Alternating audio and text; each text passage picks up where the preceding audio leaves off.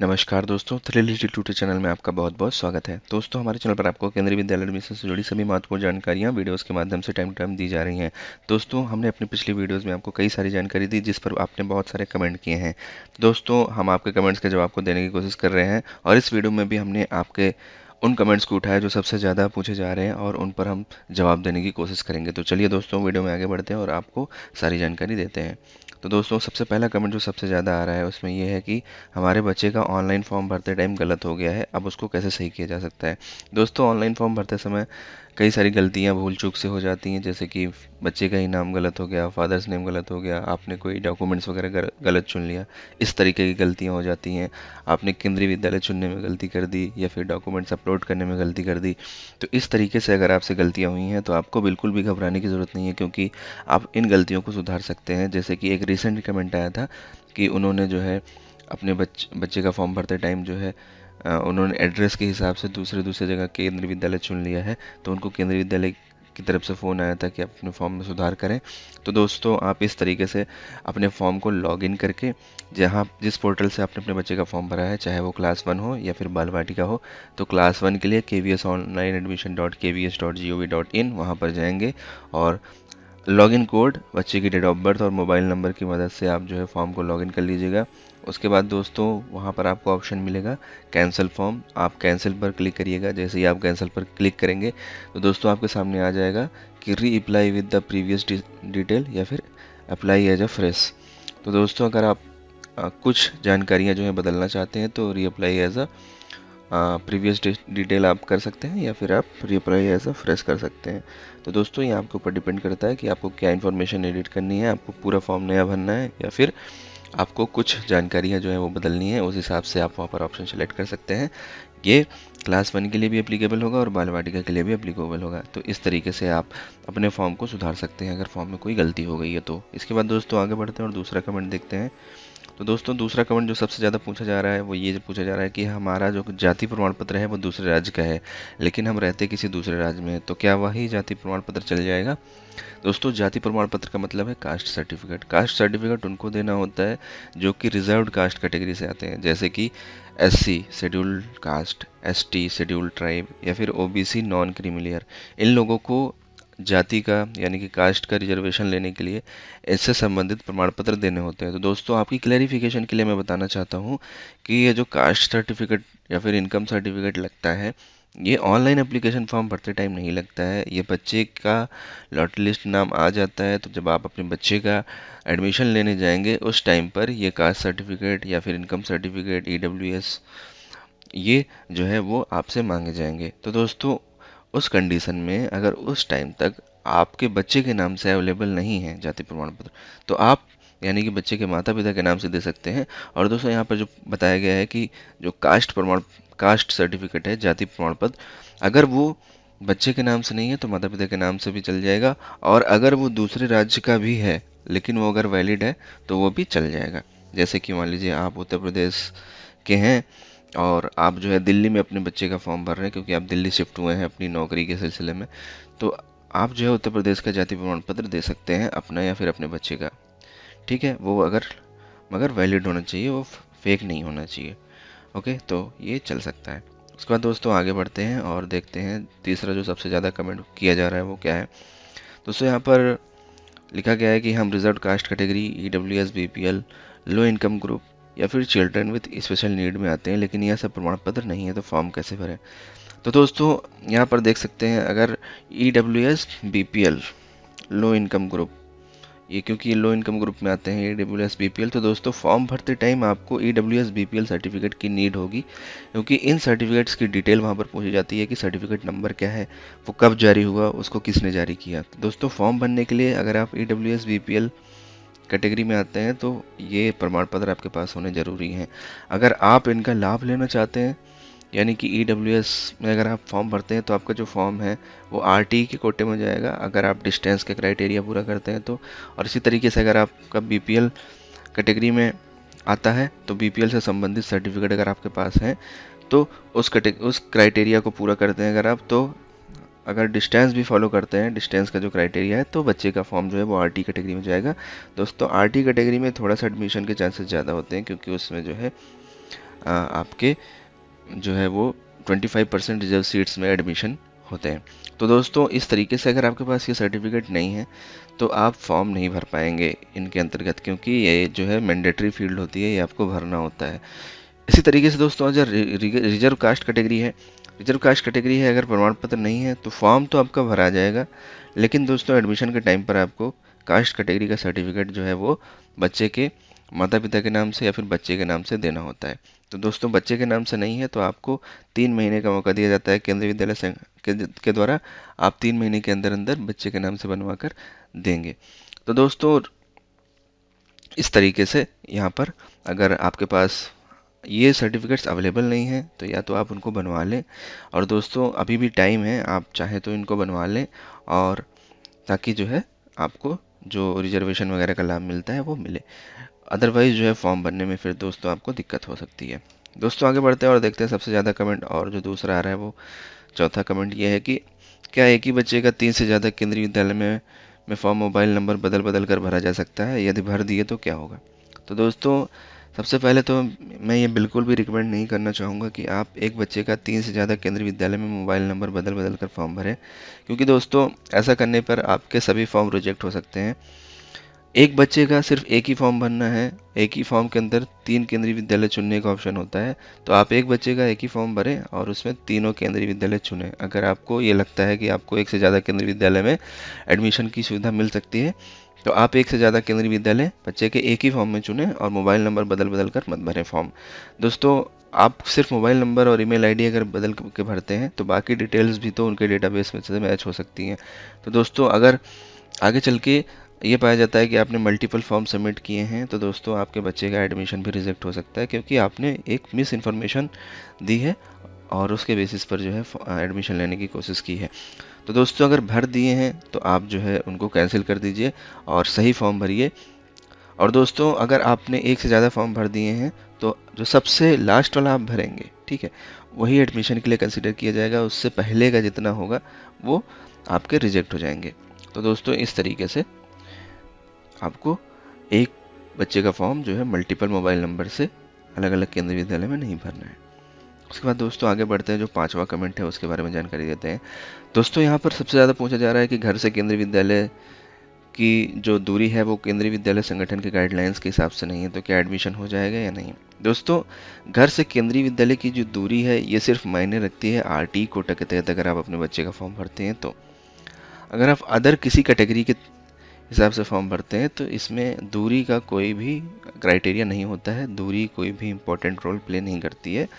उसमें आपको सुविधा कैसे होगी ये आप देख लीजिए। अब जैसे उदाहरण के तौर पर अगर आप करेंटली जो है वहाँ रह रहे हैं दिल्ली में, ठीक है, तो आप 2 केंद्रीय विद्यालय दिल्ली के चुन लिए और तीसरा केंद्रीय विद्यालय आपने चुन लिया चेन्नई का, ठीक है। तो अब आप देखिए कि आपका बच्चा जो है चेन्नई में कैसे पढ़ेगा अगर उसका नाम आ जाता है तो इसलिए केंद्रीय विद्यालय के द्वारा ये रिकमेंड किया जाता है कि आप अपने आसपास के केंद्रीय विद्यालयों में ही फॉर्म भरें, ताकि अगर आपके बच्चे का नाम आए तो आप एडमिशन ले सकें और उसको आसानी से पढ़ा सकें।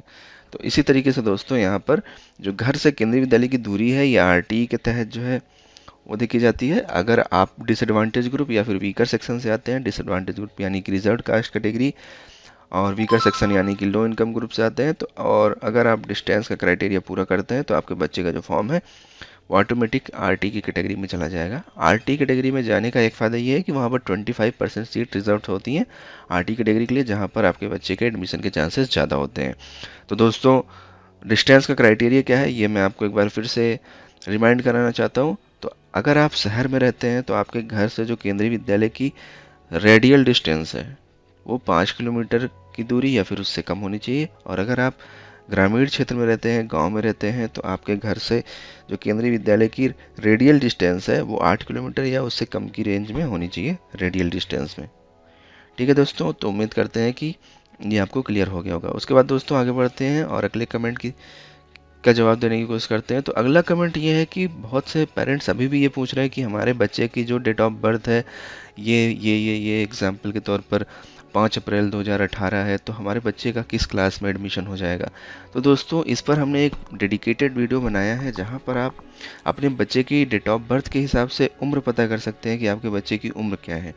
और दोस्तों केंद्रीय विद्यालय संगठन द्वारा जारी की हुई जो गाइडलाइन है एज को लेकर, जैसे कि क्लास 1 में जो एज को लेकर गाइडलाइन है वो कम से कम आपके बच्चे की जो उम्र है वो 6 साल पूरी होनी चाहिए और 8 साल से कम होनी चाहिए। और अगर बच्चा डिफरेंटली एबल्ड दिव्यांग की श्रेणी में है तो उसका जो अपर एज लिमिट है उसमें 2 साल का रिलैक्सेशन दिया जा सकता है, यानी कि 10 साल तक के बच्चों को लिया जा सकता है। तो दोस्तों आप उस वीडियो को रिफ़र करिए और आप खुद चेक कर सकते हैं कि आपके बच्चे की अगर डेट ऑफ बर्थ ये फला फला फला है तो आपके बच्चे का किस क्लास में एडमिशन हो सकता है। वहाँ पर सारी चीज़ें मैंने बहुत अच्छे तरीके से एक्सप्लेन की हैं।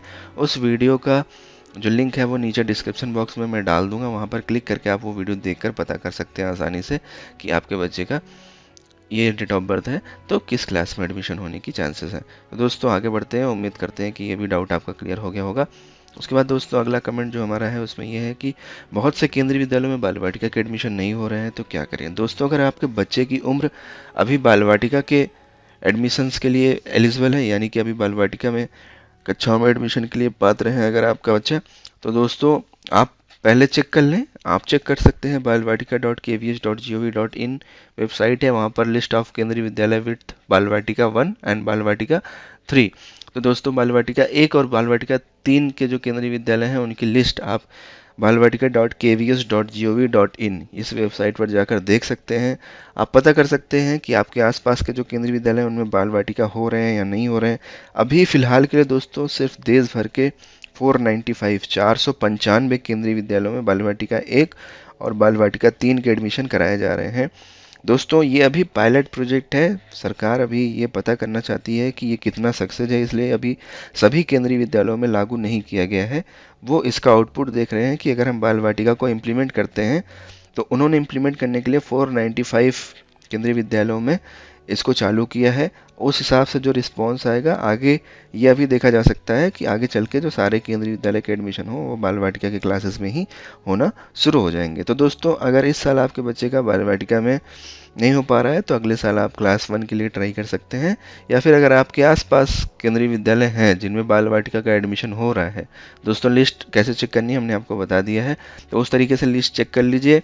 और अगर आपको ये सूटेबल लगता है कि हमारे घर से जो केंद्रीय विद्यालय की दूरी है, मतलब वहाँ से हम अपने बच्चे को ले आ जा सकते हैं, आराम से उसको छोड़ के आ सकते हैं, इतनी ज़्यादा दूर नहीं है, तो आप उन केंद्रीय विद्यालयों में अपने बच्चे का फॉर्म अप्लाई कर सकते हैं बाल वाटिका के लिए जिनमें बाल वाटिका के एडमिशन हो रहे हैं, बाल वाटिका 1 या 3। तो दोस्तों इस तरीके से आप बाल वाटिका के एडमिशन के लिए कर सकते हैं। और अगर इस साल आपके बच्चे का बाल वाटिका में के तहत जो है नहीं हो पा रहा है तो आप अगले साल ट्राई कर सकते हैं। दोस्तों अगला जो 8वां कमेंट है जो सबसे ज़्यादा पूछा जा रहा है वो ये पूछा जा रहा है कि बच्चे के माता पिता यहाँ पर काम करते हैं, सेंट्रल गवर्नमेंट में है, स्टेट गवर्नमेंट में है, पीएसयू में काम करते हैं, सरकारी नौकरी में है, तो सर्विस प्रायोरिटी कैटेगरी कैसे चुने समझ में नहीं आ रहा है। तो दोस्तों जब आप अपने बच्चे का क्लास 1 में ऑनलाइन एप्लीकेशन फॉर्म भरते हैं तो दोस्तों जहाँ पर आप केंद्रीय विद्यालय चुनते हैं उन स्टेप्स पे जाते टाइम आपको वहाँ पर एक ऑप्शन लिख कर आता है कि क्या आप सर्विस प्रायोरिटी कैटेगरी चुनने में मदद चाहते हैं। तो वो एक हेल्प डेस्क का टूल है जिसका आप जो है इस्तेमाल करके ये पता कर सकते हैं कि आपको सर्विस प्रायोरिटी कैटेगरी कैसे चुनना है। दोस्तों वहाँ पर आपको ये चुनना है आपका ऑर्गेनाइजेशन जहाँ पर आप काम करते हैं और आपके काम करने की स्थिति क्या है।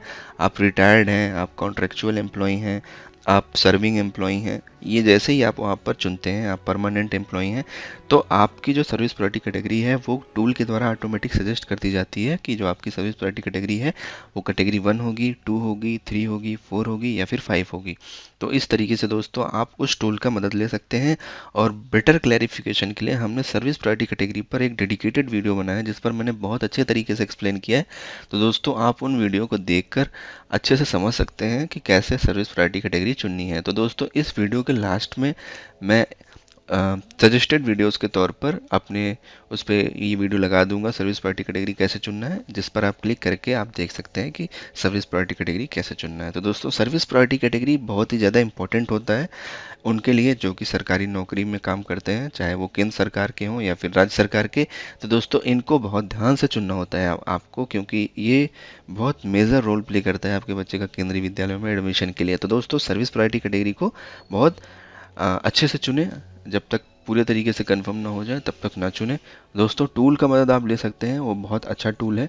ऑनलाइन एप्लीकेशन फॉर्म भरते टाइम ही जब आप केंद्रीय विद्यालयों को चुनेंगे, वहीं पर आपसे पूछा जाएगा कि क्या आप सर्विस प्रायोरिटी कैटेगरी चुनने में सहायता चाहते हैं। जैसे ही आप हाँ पर क्लिक करेंगे तो आपको अपने ऑर्गेनाइजेशन का नाम चुनना है। जैसे कि अगर आप CISF में काम करते हैं या फिर ONGC में काम करते हैं, इंडियन रेलवेज़ में काम करते हैं, या फिर आप स्टेट गवर्नमेंट के पुलिस हैं, या फिर आप सेंट्रल गवर्नमेंट के पुलिस ऑफिसर हैं, या फिर आप इंडियन आर्मी में हैं, जो भी हैं आप वहाँ पर जो चुनेंगे, आपके एम्प्लॉयमेंट की स्थिति क्या है, मतलब आप रिटायर्ड हैं, सर्विंग हैं, या फिर कॉन्ट्रेक्चुअल एम्प्लॉई हैं। जैसे ही आप चुनेंगे आपकी सर्विस प्रायोरिटी कैटेगरी वहाँ पर ऑटोमेटिक बता दी जाएगी, और वही सर्विस प्रायोरिटी कैटेगरी आप इस्तेमाल कर सकते हैं केंद्रीय विद्यालयों को चुनने में। तो दोस्तों उम्मीद करते हैं कि ये आपको समझ में आ गया होगा। दोस्तों हमने यहाँ पर वो सारे मेजर कमेंट्स उठाए हैं जो बहुत ज़्यादा पूछे जा रहे हैं पेरेंट्स के माध्यम से।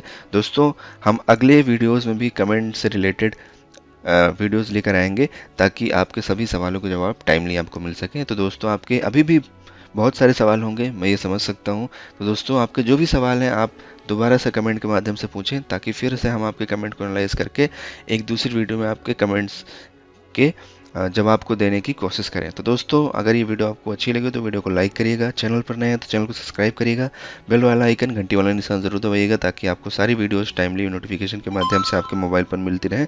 तो दोस्तों मिलते हैं अपने अगले वीडियो में, तब तक के लिए bye bye, take care, thank you so much for watching.